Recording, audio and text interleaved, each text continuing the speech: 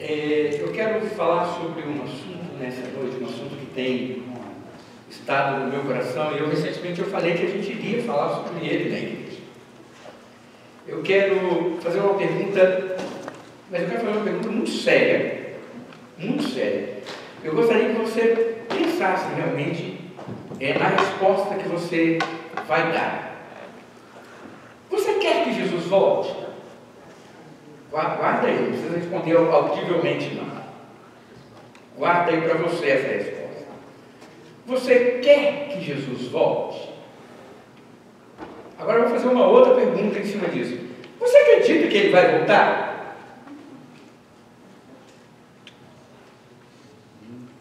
Sabe por quê? Porque nós temos vivido um tempo em que essa mensagem da volta de Jesus, ela já não é mais anunciada. Não sei se vocês perceberam isso.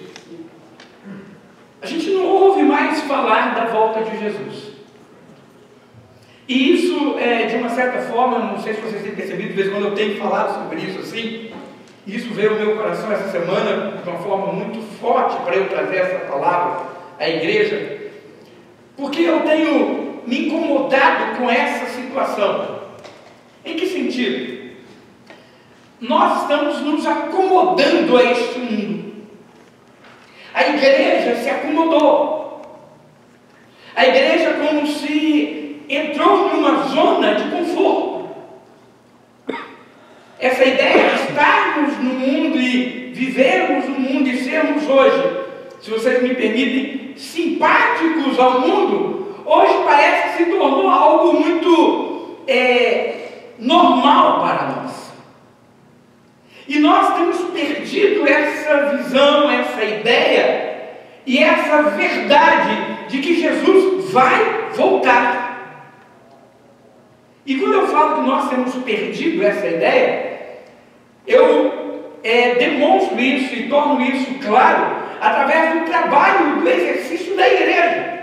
Porque Jesus falou lá em Mateus 24, e o evangelho do reino será pregado a todas as nações, então virá o fim. Aí nós sentamos dentro das nossas igrejas, nos acomodamos na nossa zona de conforto, e às vezes nem para aqueles que são da nossa casa, nós anunciamos Jesus. Não é verdade? Às vezes nem para os nossos vizinhos, nós anunciamos Jesus. Às vezes nem para as pessoas que estão conosco no contato do trabalho, da escola, nós anunciamos Jesus. Mas eu quero falar uma coisa, amados. As pessoas precisam ouvir de Jesus. Eu sempre tenho citado aqui alguns exemplos, algumas experiências que eu tenho tido na minha sala de aula lá em inglês. E essa semana que passou, eu tive um momento para mim muito, sabe, assim, muito gostoso, muito importante. Uma amiga, colega de sala, ela é mexicana, e ela sofre com alguns problemas de depressão, problemas que vêm sobre ela, e de repente ela chegou na sala de aula, eu sentei, ela sempre senta, nesse dia ela estava sentada até na outra cadeira, e tem uma outra que senta do meu lado, que ela é do Suriname, e ela é cristã. E de repente essa que é mexicana começou a conversar comigo, a gente começou a conversar em espanhol, você imagina como é que é esse diálogo, né? E ela então começou a falar dos problemas dela, e de repente, essa que estava do meu lado, que é cristã, a gente sempre está ouvindo louvor junto às vezes ali, ela viu que o momento era propício, ela pulou para o lado e falou: senta você aqui. E essa amiga sentou do meu lado, e ela começou a falar das dificuldades dela, ela começou a se abrir. E eu, amados, eu fiz uma coisa, eu sei que é meio arriscado neste lugar, mas eu não desisti. Eu dentro da sala de aula, eu virei cheio de muçulmanos em volta, ela ali, eu falei assim: eu posso orar por você? Eu posso orar por você? Porque, amados, esse sou eu, essa é a minha fé, é nisso que eu acredito, é para isso que eu estou aqui. Eu não estou aqui com outra finalidade, senão levar Jesus ao coração das pessoas. Essa deve ser não somente a minha razão de existência, mas eu acredito que é a razão da existência de todos nós, como salvos em Jesus Cristo. E ela virou para mim, olhou e falou assim: pode orar por mim.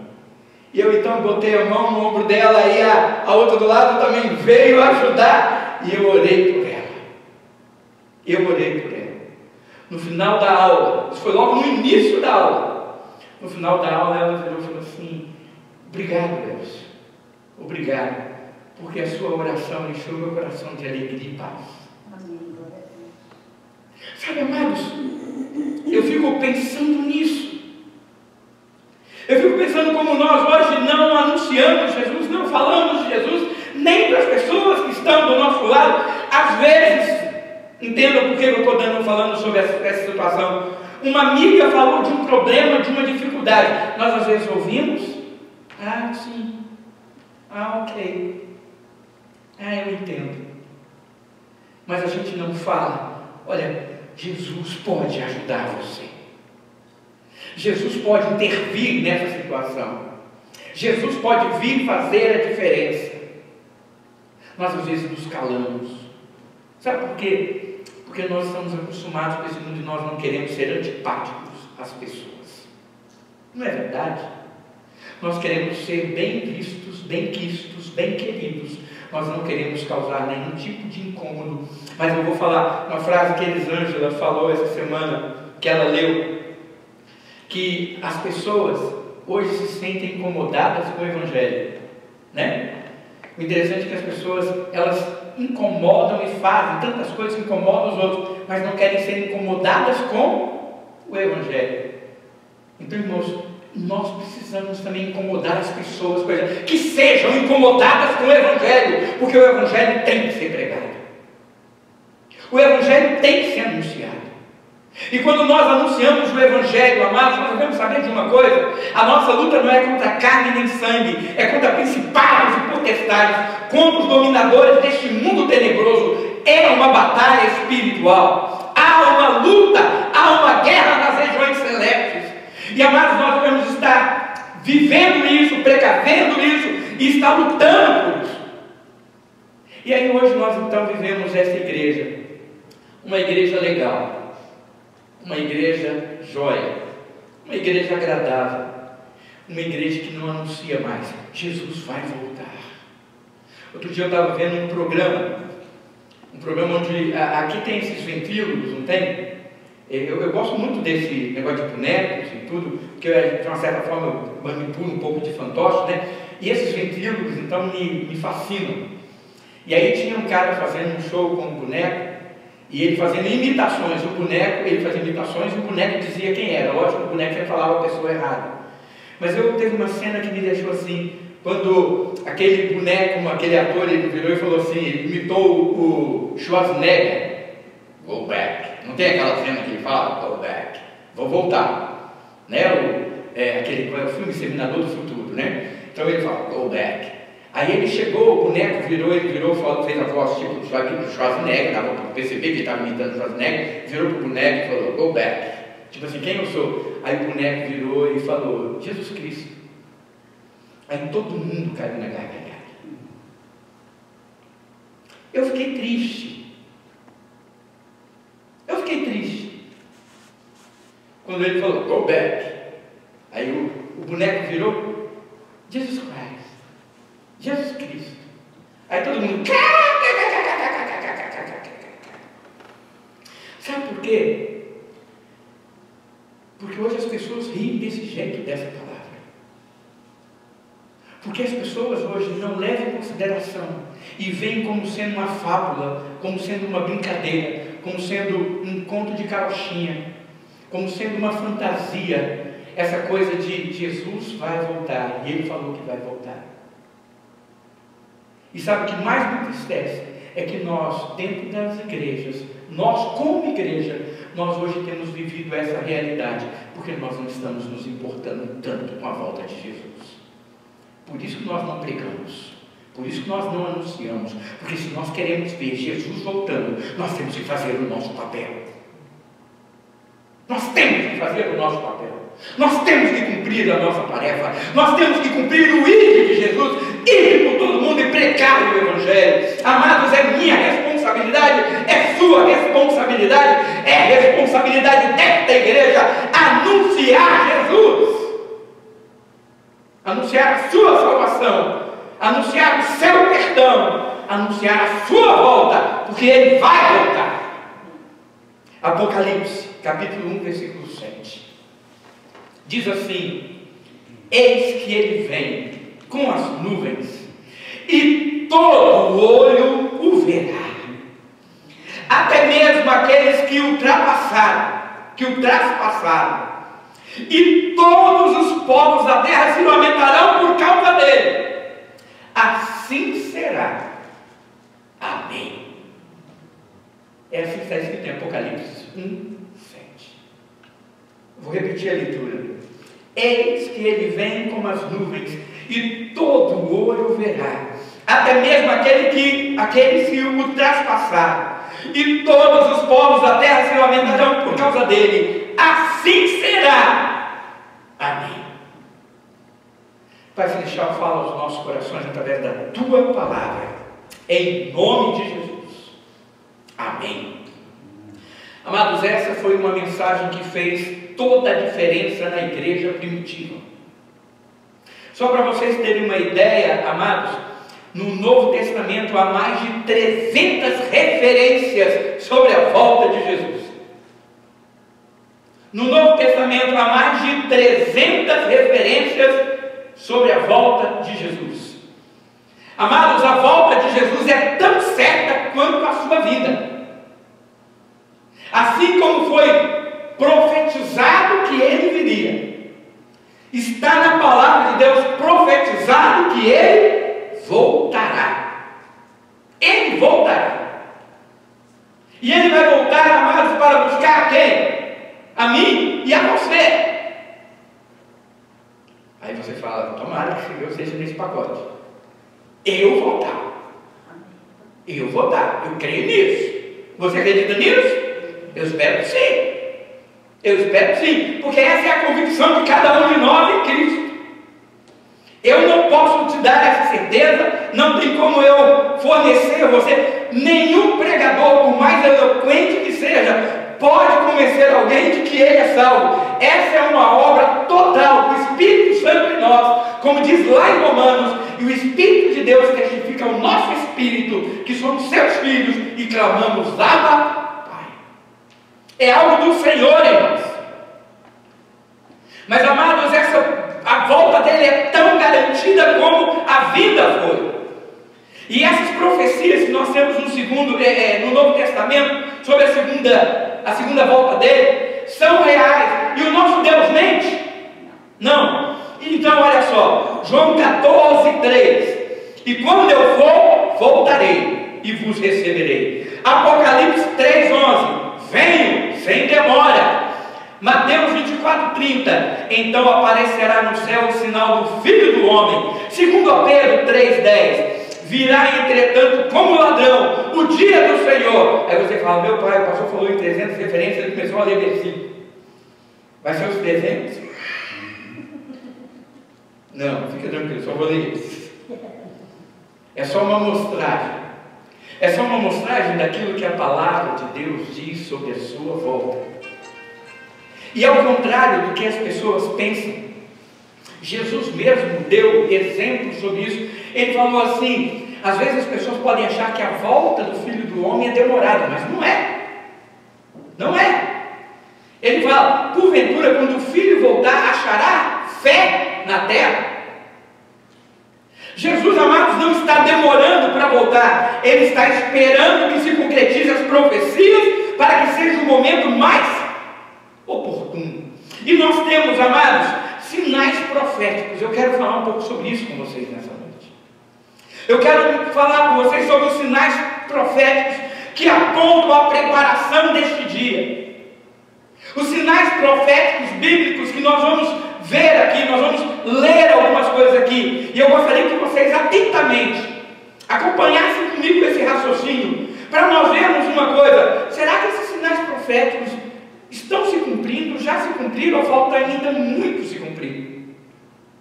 Olha só o que a Bíblia fala sobre os acontecimentos que vão anteceder a volta de Jesus. Daniel 12, 4. diz que o saber se multiplicará. O saber se multiplicará. E deixa eu falar, irmãos, como é que são os nossos tempos hoje? Não só, e veja bem, não se refere apenas aqui ao saber tecnológico, ao saber científico, mas ao saber das coisas também espirituais.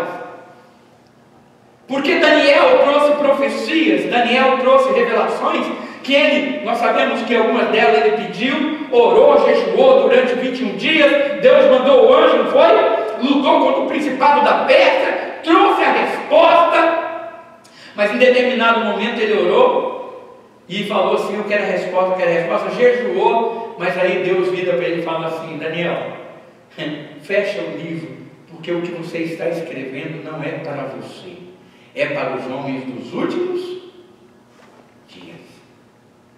É para os homens dos últimos dias. Ele buscou a revelação daquilo e Deus falou assim: ô Daniel, desculpe, você é só aquele que escreveu. Isso não é para você não. O que eu podia te revelar, eu já revelei. Isso aí é para você deixar aí, porque quem vai entender essas coisas são os homens dos últimos dias. E aí nós vemos então, quando ele fala, está na profecia dele, que o saber se multiplicará. E amados, hoje nós temos informação, nós temos conhecimento, nós temos acesso a tanta coisa que não tínhamos antes. E isso está aqui na palavra de Deus. Em Mateus 24, capítulo 4, 5 fala sobre o engano religioso. Jesus falou que surgirão falsos cristos, falsos profetas, falsos mestres e falsos cristos. O interessante é que muita gente acha que falsos cristos são pessoas que se levantam e falam, né? Lá no Brasil, vocês conhecem o Henri Cristo? Gente, o que é aquilo, né? Vocês sabem que ele tem as iniquetes, né? Ele anda de... Como é que é o nome daquela motinho? Desculpe, não é que eu falo, tem um nome certo lá. Eu esqueço o nome. Ele anda de uma motocicleta e tem as iniquetes. As iniquetes são tipo as paquitas, né? São aquelas que ajudam ele e cantam musiquinha e faz coreografia. É sério. E aquele cara fica, né? Caracterizado de Jesus, aquela coisa toda. E muita gente acha que falsos cristos são um cara como esse. Não, irmãos, isso é patético. Isso é patético. Quando a Bíblia fala sobre esses falsos cristos, quando a Bíblia fala sobre falsos profetas, nós devemos lembrar do contexto de Mateus 24, porque Jesus ele vem fazendo esse sermão e ele fala: haverá guerras, rumores de guerras, né, terremotos, pragas. Olha, com essas coisas não vos assusteis. Não vos assusteis. A gente tem muito medo do que é cataclisma, né? A gente vê os tsunamis. Ai meu Deus, é tsunami! A gente vê os terremotos. Porque a gente tem medo de morrer dessas coisas todas. Mas quando essas coisas vêm, guerras, rumores de guerra, Jesus vira e fala assim: olha, com essas coisas vocês não devem nem se assustar, não. Esquenta a cabeça com isso, não. Mas agora, quando ele fala, agora vocês tomem cuidado. Com o quê? Com os falsos mestres, os falsos profetas, com os falsos cristos. Por quê? Porque guerra, rumor de guerra, fome, peste, isso não me leva para longe de Cristo. Mas o ensinamento errado, o ouvir o profeta errado, o seguir doutrina falsa, isso me leva para longe de Cristo. Não é verdade? E sabe o que, são falsos cristos, irmãos? Não são pessoas que falam: eu sou Cristo, eu sou Cristo. Não. Falsos cristos são ensinamentos errados acerca da pessoa de Jesus Cristo. Quando alguém diminui o Evangelho, quando alguém ensina alguma coisa errada sobre Jesus, como nós ouvimos uma vez lá no Brasil, de uma igreja que fez um anúncio seguinte: sabonete de extrato de arruda, limpa até pecado. Foi. Sabonete vendendo, sabonete de extrato de arruda, limpa até pecado.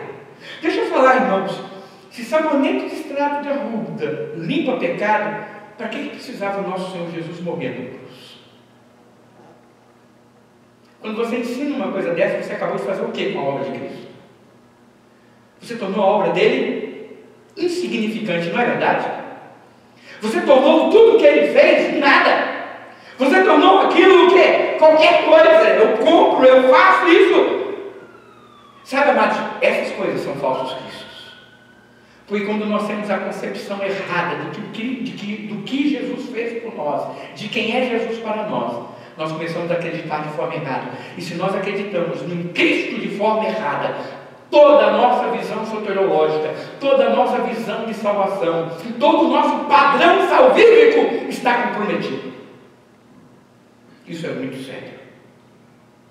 Então nós vemos, amados, que engano religioso, ocultismo, essa questão do ocultismo, messianismo, misticismo, falsos cristos, falsos profetas, essas profetadas que a gente vê por aí.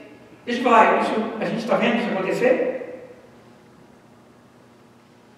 Olha o que diz mais, em Mateus 24, versículos 6 e 7, convulsões naturais, sociais e políticas, isso acontecerá, guerras, fomes, epidemias, terremotos, isso também está profetizado lá que iria acontecer. Nós estamos vendo isso? Mas em Mateus 24, 12 diz também que multiplicará a iniquidade. Multiplicará a iniquidade. Irmãos, lá no Brasil, hoje eles estão comemorando o carnaval. E tem uma escola de samba que vai sair com um enredo que tem como tema, vocês vão me dar, João 8. Conhecereis a verdade vos libertará. Eles fizeram uma paráfrase disso. E outra, um pastor vai sair na escola de samba representando Jesus, da primeira liga, da primeira linha lá do Rio de Janeiro, a campeã do último carnaval. E ele fala, não, gente, Cristo é amor, Cristo é mais do que isso aí. Esses preconceitos, essas coisas, isso não existe. E aí, irmãos, nós sabemos o que é carnaval. O que é carnaval, irmãos?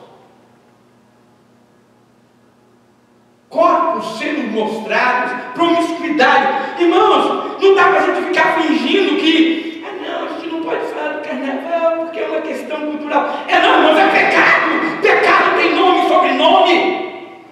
Nós devemos parar de nos esconder. Nós devemos parar, sabe, de ficar com medo de dizer para essas pessoas, olha, é pecado.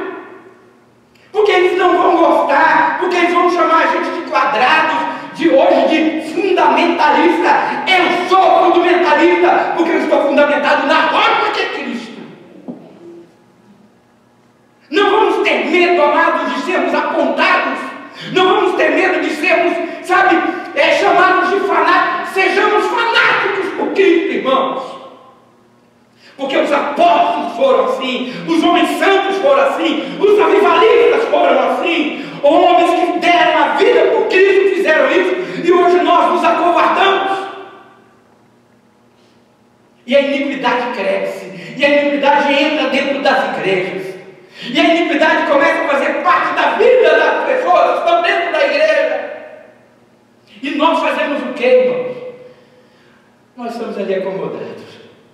Nós não podemos falar sobre essas coisas porque assusta. Nossa, que mensagem é essa? Não quero, pastor está pegando pesado. Irmãos, eu não estou pegando pesado com ninguém. Quem está pegando pesado com você é a palavra de Deus. Você tem problema com isso? Resolve com quem escreveu, não é comigo. É simples assim. Ai, pastor, você foi duro. Eu estou amenizando. Vai ler a palavra que ela diz para você, que aí você vai ver o que é dureza. Porque ela é espada de dois gumes, ela não faz curva, ela corta, ela revela, ela mostra a intenção dos seus pensamentos. Sabe, queridos, e a iniquidade vai aumentar, a iniquidade vai crescer. E tem mais, olha o que a Bíblia diz em 2 Tessalonicenses 2,3, que a apostasia vai acontecer, a deserção da fé, o abandono dos caminhos do Senhor, uma falta de compromisso, o racionalismo, o secularismo. A ideia de que todo caminho leva a Deus. Já viram isso? Todo caminho leva a Deus. Não importa. Não importa. Não importa onde você esteja, não importa quem você seja, não importa o lugar onde você vai, todo caminho leva a Deus. Leva não, irmãos. Porque Jesus falou: eu sou o caminho, a verdade e a vida. E ninguém vem ao Pai a não ser por mim. Não existe atalhos. Existe o caminho. Esse caminho tem nome. É Jesus Cristo, Senhor. É Jesus Cristo, Senhor. Mas a Bíblia fala que nos últimos dias as pessoas vão apostatar da fé. Elas vão tornar tudo relativo. Hoje não é assim? Tudo é relativo. A gente chega nas igrejas, a Bíblia já não é verdade. A Bíblia contém a verdade. A Bíblia não é a verdade. Existem muitos seminários hoje que dizem isso. Olha, a Bíblia é o seguinte: você lê a Bíblia, aquilo que te servir você pega, mas aquilo que não, por quê? Porque foi escrito para um contexto totalmente diferente, um contexto histórico, social, um contexto que não tem nada a ver com aquilo que nós vivemos, experimentamos. Eu concordo. Há um contexto social, há um contexto histórico, há um contexto financeiro, há um contexto até religioso da época, mas os princípios de Deus não mudam, e os princípios estão na palavra de Deus, e isso não pode mudar, isso não pode ser alterado, porque eu não concordo com isso. Eu não concordo com isso, então isso não é bom. Isso eu acho que é bom. Eu acho que aquilo é ruim. Sabe, amados, eu tenho uma pessoa bem próxima, e essa pessoa, de vez em quando, ela posta umas coisas que eu fico: como é que pode? Criado na mesma fé que eu, ouvindo as mesmas coisas que eu, essa pessoa fala assim: essa fé evangélica, fundamentalista, que... Aí ela relativa tudo. Tudo é relativo. Tudo é relativo porque ela quer viver aquela vida de pecado, porque ela quer gozar os prazeres do mundo. Então ela relativizou tudo aquilo que é princípio da palavra. Então agora ela encontrou a forma: agora eu estou livre da religiosidade. Já viu esse papo que está livre da religiosidade? Eu não sou mais religioso, eu agora tenho um contato direto com o Pai. É esquisito isso. Sabe o que eu acho esquisito?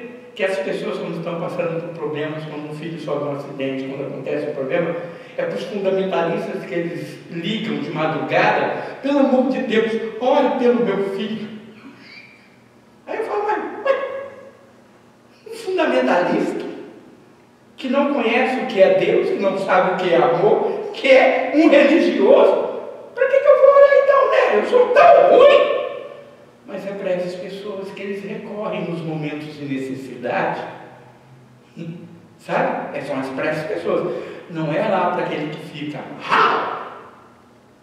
Não é para aquele que fica lá no meio do... estou aqui no meio da energia. Não. São para os fundamentalistas que eles vêm. Não é verdade? Mas eles apostataram da fé. Deixa eu falar, irmãos, a gente não está vivendo isso hoje dentro das igrejas, em nosso meio. Pense aí, quantas pessoas você conhecia, que conhece, que eram crentes fiéis, hoje estão aí desigrejados. Não preciso mais de igreja. Na racionalidade, a Bíblia fala que isso aconteceria. Em 2 Tessalonicenses 2,3 fala também que o anticristo surgiria. Quem é o anticristo? O anticristo é aquele que vai trazer uma unificação política, econômica, religiosa no mundo.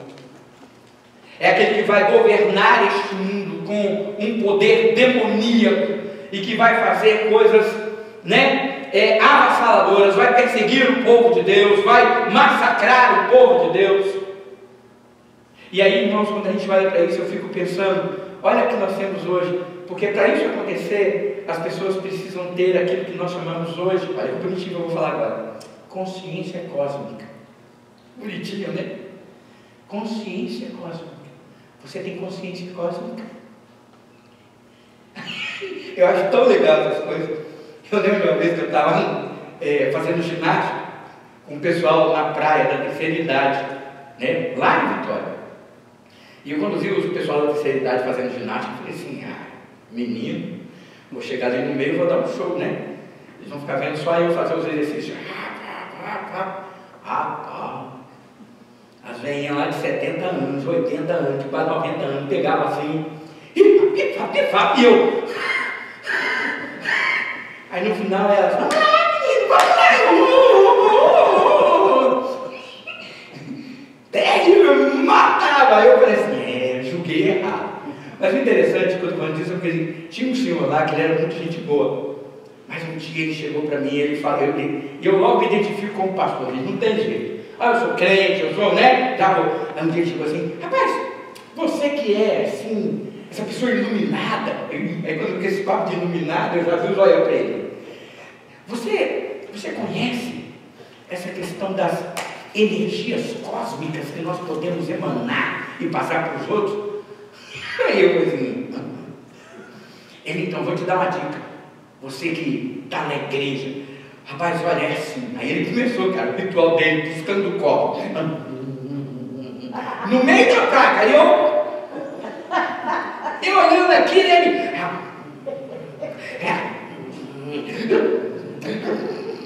Eu falei: misericórdia. Daqui a pouco ele... Então, aí quando você está cheio da energia cósmica, você vira as suas mãos, então energia pura aí.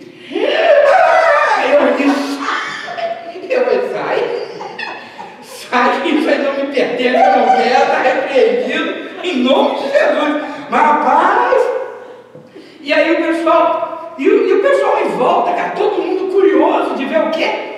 Energia cósmica. Irmão, são tantas coisas que hoje você tem que ter essa visão, energia cósmica, né? Essa coisa do e nós vemos isso acontecendo, não vemos? Nós vemos a questão da globalização, nós vemos a questão da unificação, nós vemos essa questão de um governo, de uma coisa, tudo isso, irmãos, a Bíblia fala que aconteceria antes da volta de Jesus. Então deixa eu perguntar uma coisa para vocês, amados: o que está faltando acontecer? O que está faltando acontecer? Alguma dessas coisas que a gente não encontra hoje no nosso dia a dia de uma forma natural, não é isso que a gente encontra? E a Bíblia está dizendo que essas coisas acontecerão antes dele voltar. Então, irmãos, nós devemos estar atentos a isso. Aí você pode fazer uma pergunta: pastor, mas por que Cristo vai voltar? Por que Cristo vai voltar?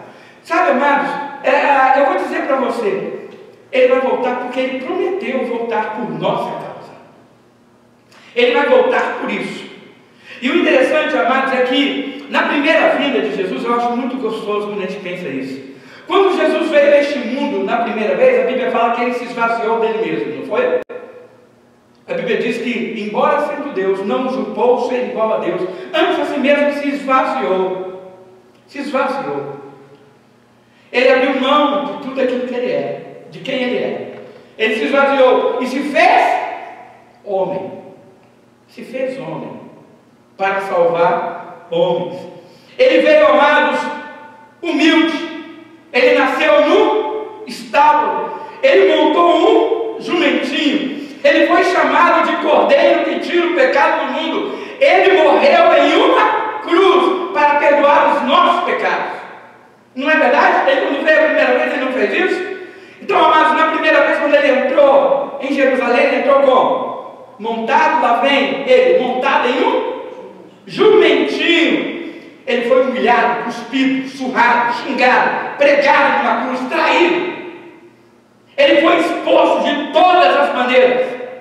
Mas, amados, ele vai voltar. E quando ele voltar, e na segunda vez que ele voltar, ele já não vai voltar desse jeito não, meus irmãos. Ele vai voltar como um rei exaltado, como o Senhor dos senhores, como o juiz de toda a terra, o leão da tribo de Judá. Ele se assentará no trono, ele julgará as nações, todo joelho se dobrará, e toda língua confessará que ele é o Senhor.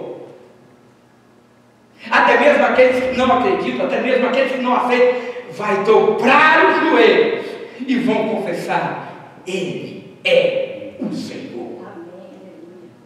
Amados, Ele vai voltar, amados. Ele vai voltar porque Ele prometeu voltar por nós. Ele vai voltar dessa forma gloriosa. Ele vai julgar as nações.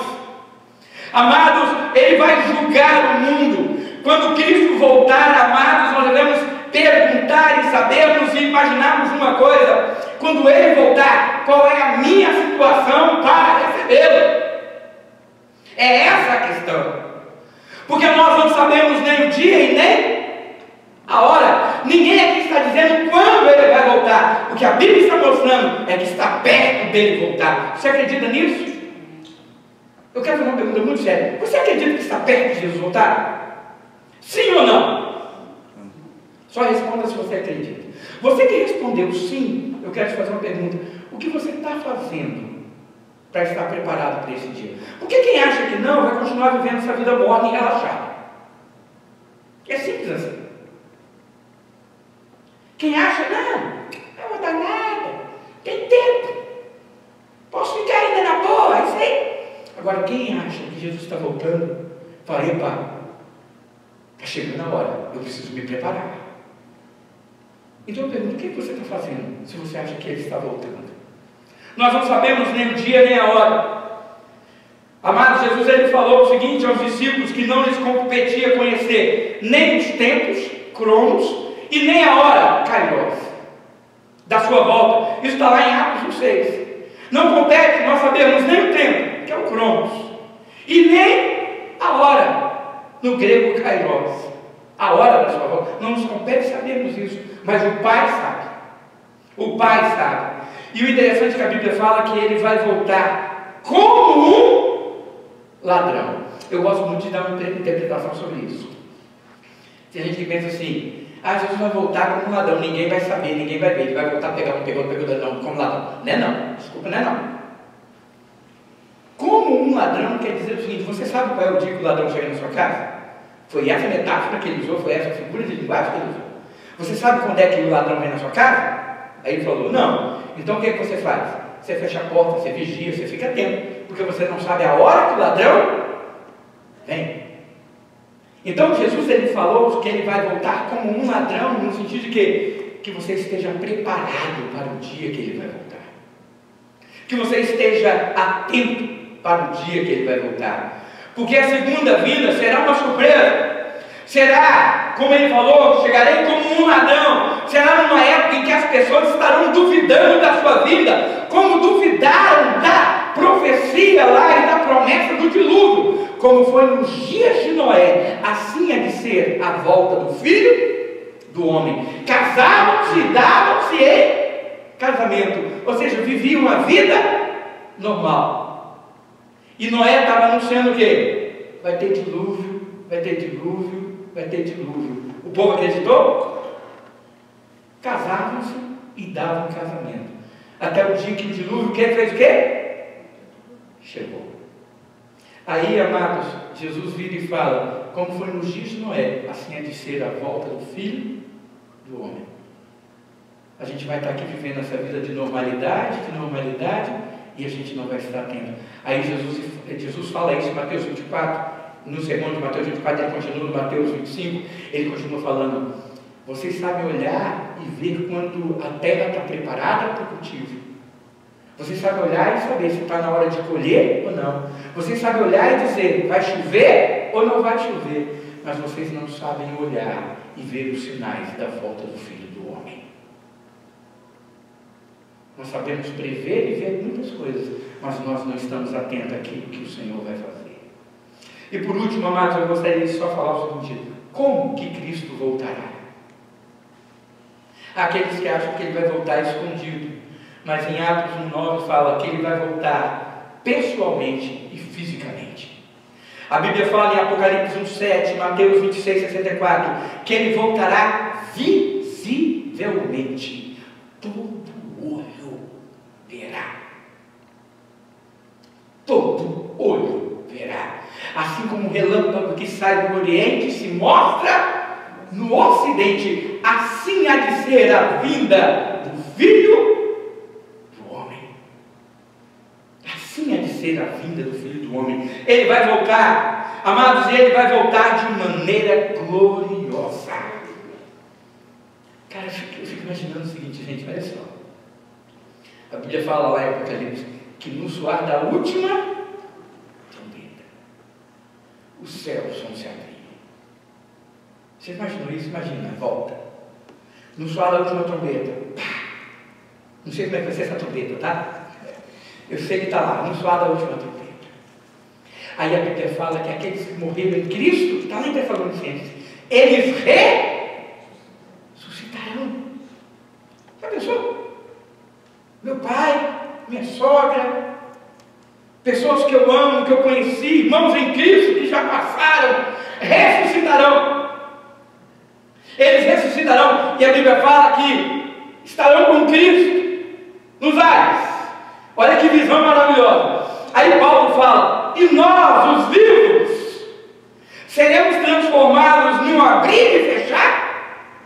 Eu pisquei o olho, agora já não sou mais, porque aquilo que era corruptível se revestiu de incorruptibilidade.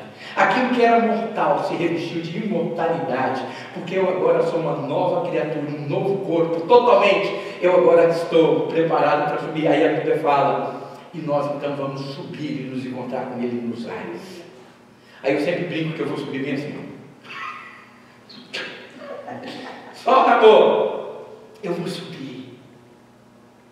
Eu vou me encontrar com Jesus nos ares. Eu e todo o povo. Já imaginou, gente, o que vai ser isso? Já imaginou os anjos cantando, louvando e nós lá? É nós!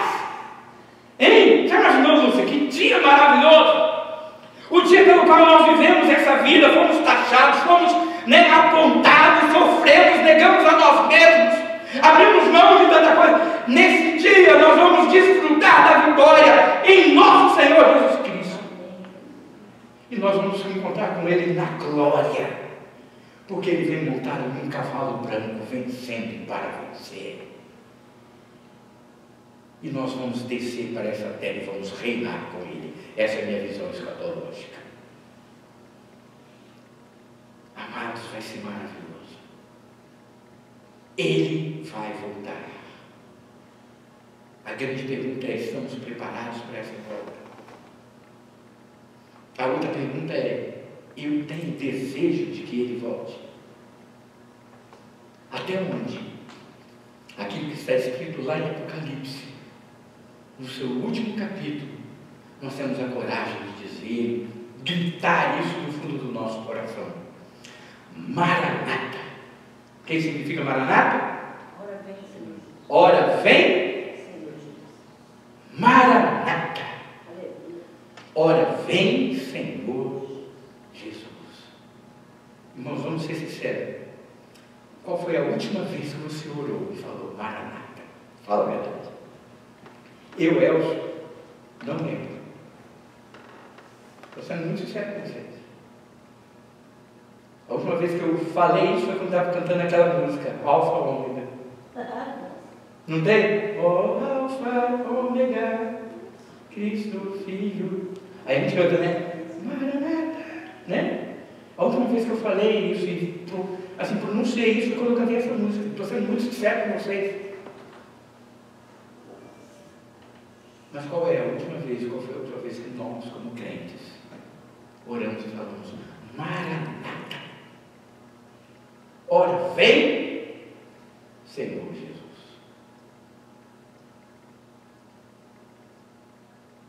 Feche os olhos, vamos orar. Pai Celestial, em nome de Jesus, ó Deus, eu quero derramar o meu coração diante do Senhor. E ó Deus, em nome de Jesus, eu quero pedir perdão. Perdão também, ó Deus, quando, por mais que eu sinta e veja, por mais que o Senhor às vezes fale ao meu coração tantas coisas como essa, eu às vezes e muitas vezes me vejo aquém daquilo que eu deveria fazer. Tem misericórdia de mim. Ajuda-me. Ó Deus, Renova em mim, Senhor, essa disposição de a cada dia anunciar a tua volta, pregando o teu evangelho, anunciando o teu amor às pessoas. Ó Deus, que cada um de nós que estamos dentro dessa igreja, nessa noite, saiamos daqui, ó Deus, impactados pelo teu Espírito, na certeza de que o Senhor voltará. O Senhor voltará para nos resgatar, para nos levar, para que nós estejamos contigo, como o Senhor falou, que na casa do teu Pai há muitas moradas, e o Senhor foi preparar lugar para nós. Porque se assim não for, o Senhor teria dito. E o Senhor disse que aonde o Senhor está, o Senhor quer que nós estejamos também. Ó Deus, em nome de Jesus, desperta-nos. Porque se nós crermos na tua volta, nós viveremos de uma maneira diferente. Nós seremos uma igreja diferente. Nós seremos pessoas diferentes, porque nós não vamos ficar correndo atrás das coisas deste mundo, nós não vamos ficar correndo atrás de fama, de dinheiro, nós não vamos ficar correndo atrás de coisas materiais deste mundo, porque tudo isso é passageiro e nós somos cidadãos dos céus.